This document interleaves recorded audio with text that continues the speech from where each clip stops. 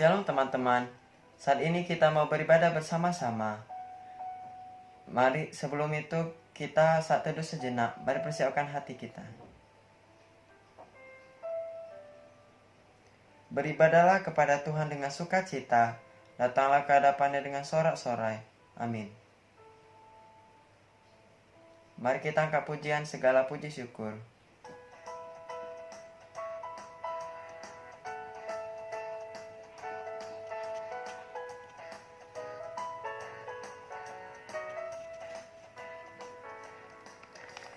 Segala puji syukur hanya bagimu Tuhan, sebab Kau yang layak dipuja.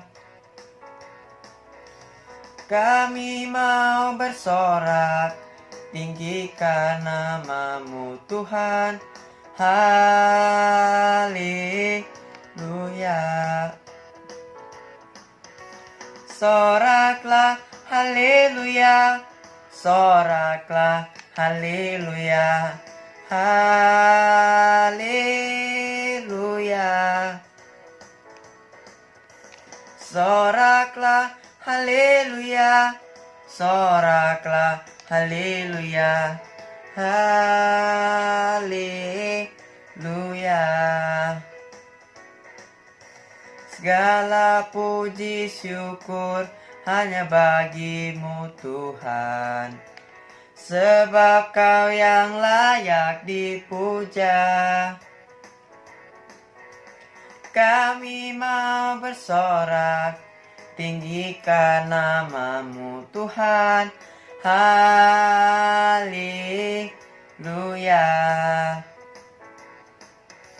Soraklah haleluya, soraklah haleluya, haleluya. Soraklah haleluya, soraklah haleluya, haleluya.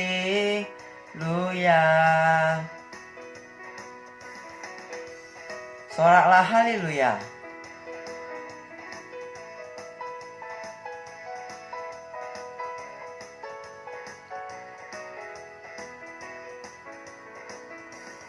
Soraklah haleluya, soraklah haleluya, haleluya.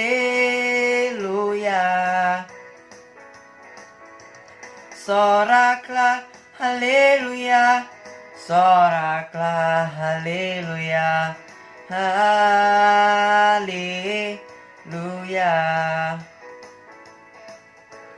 haleluya,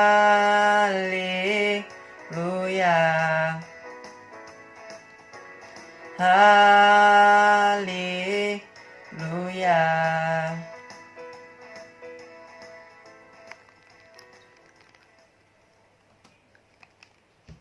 Mari kita bersatu dalam doa.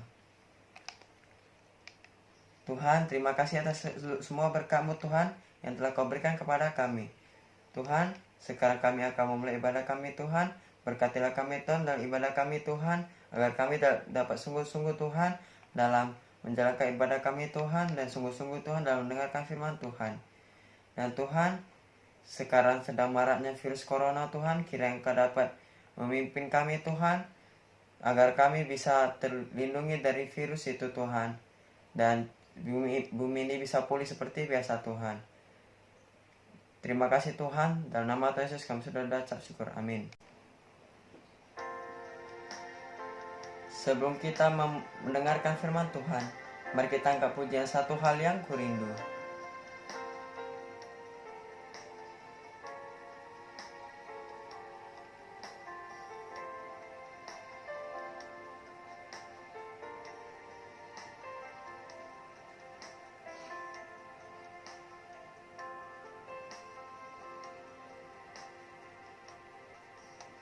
Satu hal yang kurindu, berdiam di dalam rumah-Mu. Satu hal yang ku pinta, menikmati baik-Mu Tuhan. Lebih baik satu hari di pelataran-Mu daripada 1000 hari di tempat lain.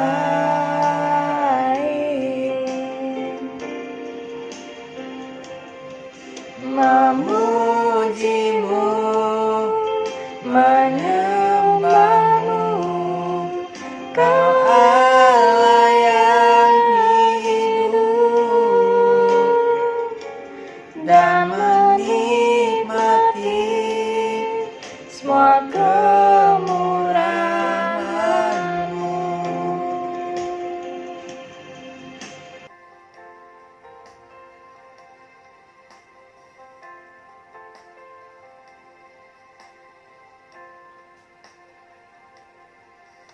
Satu hal yang ku rindu, berdiam di dalam rumah-Mu. Satu hal yang ku pinta, menikmati baik-Mu Tuhan.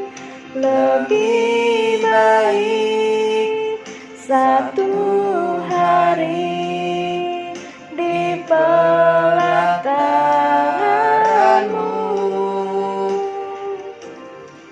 daripada 1000 hari di tempat lain.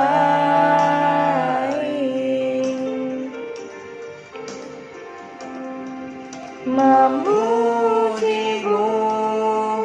menyembah-Mu, Kau Allah yang hidup, dan menikmati semua kemurahan-Mu.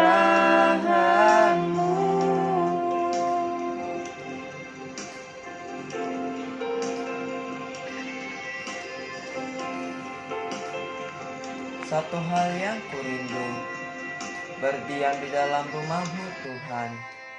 Satu hal yang ku pinta, menikmati baik-Mu Tuhan. Lebih baik satu hari di pelataran-Mu daripada 1000 hari di tempat lain.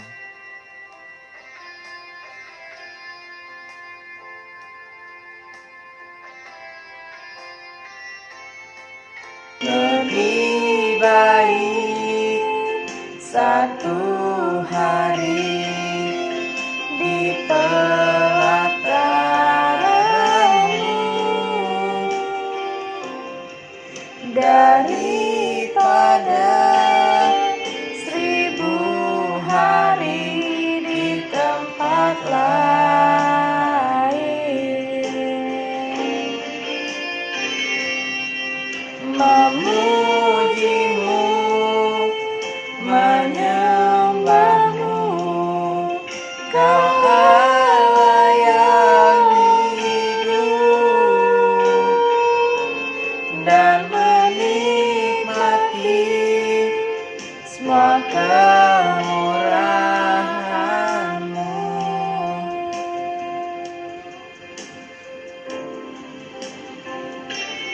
Dan menikmati semua kemurahan-Mu.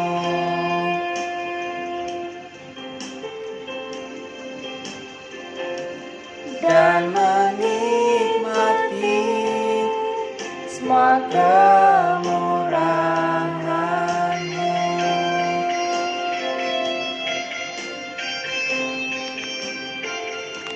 Mari kita sama-sama mendengarkan firman Tuhan. Baik, shalom semua, anggota Putra Pengabdi yang dikasihi Tuhan. Pada hari ini kita akan kembali belajar bersama tentang temperamen manusia. Dan pada hari ini kita akan khusus mempelajari temperamen plekmatis. temperamen plekmatis, di mana dalam beberapa minggu ini kita juga sudah belajar ada beberapa temperamen. 2 minggu yang lalu kalau nggak salah Bungsu bercerita tentang melankolis, dan minggu lalu contoh Tea bercerita soal sanguin ya kalau nggak salah ya. Nah, pada hari ini kita akan merenungkan bersama, kita akan berbicara tentang plekmatis. Orang yang bertemperamen plekmatis itu adalah orang yang bagaimana?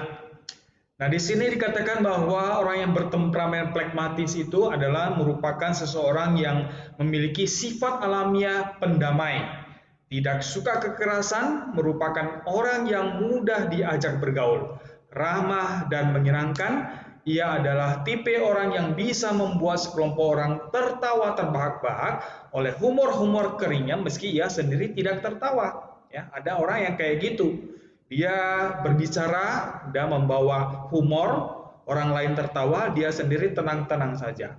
Merupakan pribadi yang konsisten, tenang, dan jarang sekali terpengaruh dengan lingkungannya. Tidak pernah terlihat gelisah, dia pembawaannya tenang saja, pokoknya tenang saja. Di balik pribadinya yang dingin dan malu-malu, sesungguhnya ia memiliki kemampuan untuk dapat lebih merasakan emosi yang terkandung pada sesuatu. Karena sifatnya yang menyukai kedamaian dan tidak menyukai pertikaian, ia cenderung menarik diri dari segala macam keterlibatan. Hal inilah yang seringkali menghambatnya untuk menunjukkan kemampuannya secara total dan menjadi cenderung pasif dan pemalas. Anak-anakku yang kasih di dalam Tuhan, inilah temperamen orang yang plekmatis. Tapi sebelum kita lanjutkan, terlebih dahulu mari kita bersatu dalam doa.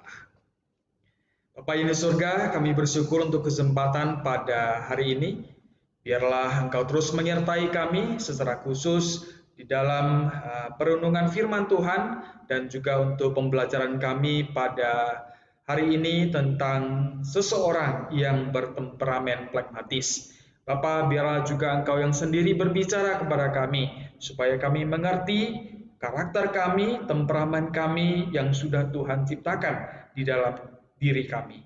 Terpujilah nama-Mu Bapa, kami serahkan waktu ini hanya ke dalam pimpinan-Mu. Kami berdoa dan mengucap syukur hanya di dalam nama Tuhan Yesus, Juru Selamat kami yang hidup. Nah, anak-anakku yang terkasih di dalam Tuhan, tadi dikatakan bahwa orang yang plekmatis itu adalah orang yang tenang, damai, dan baik hati. Ya. Inilah ciri khas utama orang plekmatis. Jadi pembawaannya tenang, gak gelisah, santai, itulah orang-orang plekmatis. Temperamen yang lebih stabil di antara semua temperamen. Jadi dikatakan orang plekmatis ini dari beberapa temperamen yang lain, orang plekmatis ini adalah orang yang sangat stabil oleh karena ketenangannya. Jadi bisa dikatakan orang yang plekmatis ini emosionalnya pun terkendali, gak gampang marah. Ia seorang yang setia, pendengar yang baik, dan bisa mempunyai humor yang menyenangkan. Jadi kalian bisa berpikir dan renungkan, dan orang seperti ini adalah orang-orang yang cukup menyenangkan. Bisa diajak bicara, diajak bergaul, pokoknya dia sangat enjoy dengan kehidupan yang ada, dengan kepribadian yang dia miliki. Yang pastinya orang plekmatis ini adalah orang yang tidak tergesa-gesa. Ya, seluruh santai pembawaannya. Ia bekerja tanpa adanya suatu tekanan. Jadi setiap kali dia bekerja dengan profesi apapun yang dia miliki, dia selalu bawaannya santai, tenang. Gak usah khawatir ini dan khawatir itu, pokoknya dia santai. Rapi dan tetap teguh dalam mempertahankan apa yang telah menjadi peraturan, ia sangat berhati-hati di dalam mengambil tindakannya. Orang plekmatik ini adalah orang yang selalu mengikuti aturan yang ada. diberikan persyaratan seperti ini, aturan kerja seperti ini, dia kerjakan seperti itu. Jadi dia sesuai dengan aturan. Apa yang dia kerjakan juga terlihat rapi, terklasifikasi dengan teratur, tidak berantakan. Jadi kalau kita perhatikan meja kerja dari orang yang pragmatis ini, meja kerjanya akan sangat rapi, tersusun rapi. Akan tetapi, orang akan merasa kesal dengan orang pragmatis. Kenapa? Karena ia adalah orang yang sulit bergerak. Pasif adalah ciri khas orang ini. Di saat semua orang panik, ia tenang. Ia kurang percaya pada dirinya sendiri. Dan yang lebih menjengkelkan lagi ialah sikapnya yang suka kompromi, suka diskusi, suka bisa dibilang suka berpikir, suka menilai, dan suka menerka-nerka. Bahkan dikatakan di sini suka kompromi, artinya dia suka mendiskusikan sesuatu hal sebelum dia bertindak. Jadi di sini Boksu buat gambar seekor binatang memang yang terkenal sangat slow sekali. Dia sangat slow, pembawaannya, jalannya slow. Pokoknya dia kemana-mana slow. Ada satu film, di dalam film tersebut binatang ini muncul. Pas kebetulan dia bekerja sebagai administrasi. Sampai dia mengetik pun pelan, slow sekali. Mengetik nama seseorang, bertanya ini dan itu, slow. Dalam kegiatan bersama, ia lebih memilih untuk abstain ketimbang terlibat dalam suatu urusan. Ia tidak begitu antusias dalam segala hal. Kalau semua orang tertawa, ia tidak. Malahan ia sinis dan suka mengejek, acuh tak acuh, dan merasa dirinya lebih benar dari orang lain. Sebenarnya ia seorang pemalas dan suka didorong. Sikapnya sangat tertutup, takut, dan terlalu hati-hati. Jadi bisa dipikirkan juga orang pragmatis ini orang yang sulit diajak bekerja sama. Dia maunya karena keterlaluan hati-hati dia, jadi sulit untuk bergerak cepat. Di sini dikatakan ia lebih memilih untuk abstain. Abstain artinya tidak terlibat. Tidak terlibat. Biarlah kalian sibuk di sana. Biarlah kalian yang mendiskusikannya. Saya cuci tangan. Saya tidak mau terlibat. Saya ikut saja. Bahkan cenderung dia bersifat pemalas, susah didorong, susah bergerak, pasif, gak aktif, dan seperti yang lain. Jadi bisa dikatakan orang seperti ini mau dibilang bisa bergaul, ya susah juga sebenarnya. Mau dibilang enak diajak untuk bekerja sama juga susah. Karena memang dia sangat pasif dan sulit sekali didorong. Orang-orang pragmatis memiliki sifat yang suka damai. Nah, di sini orang pragmatis keunggulannya yang paling dominan adalah dia suka berteman, tidak suka cari musuh. Sukanya marilah kita bersama-sama menjadi teman. Tidak suka bertengkar, tidak suka marah-marah. Kita semua damai, kita semua teman. Nah, ini sesuai juga dengan ajaran firman Tuhan. Berbahagialah orang yang membawa damai, karena mereka disebut anak-anak Allah. Nah, inilah sifat dominan dari orang pragmatis. Humoris dan tidak suka konfrontasi, tidak suka bertengkar, tidak suka gontok-gontokan, apalagi berdebat, paling dia tidak suka. Sifat-sifat ini disenangi banyak orang. Keinginan mereka untuk berdamai sering lebih besar dari keinginan mereka yang lain. Nah, dari tokoh Alkitab yang bisa kita pelajari adalah Abraham. Abraham tergolong sebagai orang yang memiliki temperamen pragmatis. Anak-anakku yang terkasih di dalam Tuhan, orang-orang pragmatis bisa dibilang sulit diajak berteman, tapi bisa juga mudah diajak berteman karena dia suka kedamaian. Dirangkul bersama-sama. Itulah orang pragmatis. Nah, kita lihat di Alkitab, Abraham sangat jelas menunjukkan sifat ini. Ketika ia rela memberi kesempatan lebih dulu kepada Lot untuk memilih tanah yang akan diduduki, di mana ketika dia melihat gembala-gembalanya dan gembala-gembala Lot sedang bertengkar antara satu dengan yang lain. Jadi Abraham berpikir daripada bertengkar terus, ribut-ribut terus, ya sudahlah, kita bagi jatah saja. Kamu mau kemana? Kalau kamu ke utara, saya ke selatan. Kalau kamu ke timur, saya ke barat. Silakan duluan pilih. Itulah kata Abraham kepada Lot. Jadi di sini juga kita bisa melihat pada saat Abraham bersama istrinya, kita bisa melihat dia juga tunduk kepada Sarah istrinya. Ketika Sarah menyuruh Abraham menikah dengan Hagar. Nah, kenapa? Karena ternyata pada saat itu setelah mereka menikah lama belum punya anak, Sarah gusar, Jadi Sarah dengan pasrah menyuruh Abraham, udahlah menikahlah dengan Hagar supaya kita bisa dapat anak dari dia. Itu jalan pikiran Sarah. Nah, anak-anakku yang terkasih di dalam Tuhan, inilah Abraham. Dia tidak mau ribut dengan istrinya.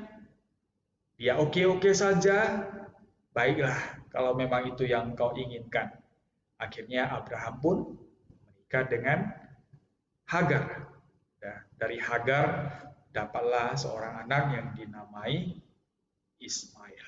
Tapi setelah itu kemudian ternyata Allah menggenapi permohonan, keinginan Sarah, yaitu mendapatkan seorang anak. Jadi Sarah mendapatkan anak di masa tuanya yang sangat tua dan menamai dia Ishak. Nah, tapi ternyata sifat cinta damai mereka ini, cinta damai orang-orang pragmatis, mengakibatkan mereka menjadi orang-orang yang pasif dan nggak tegas menghadapi pertentangan. Mudah menyerah, cenderung menjadi keras kepala, kikir, khawatir, atau takut.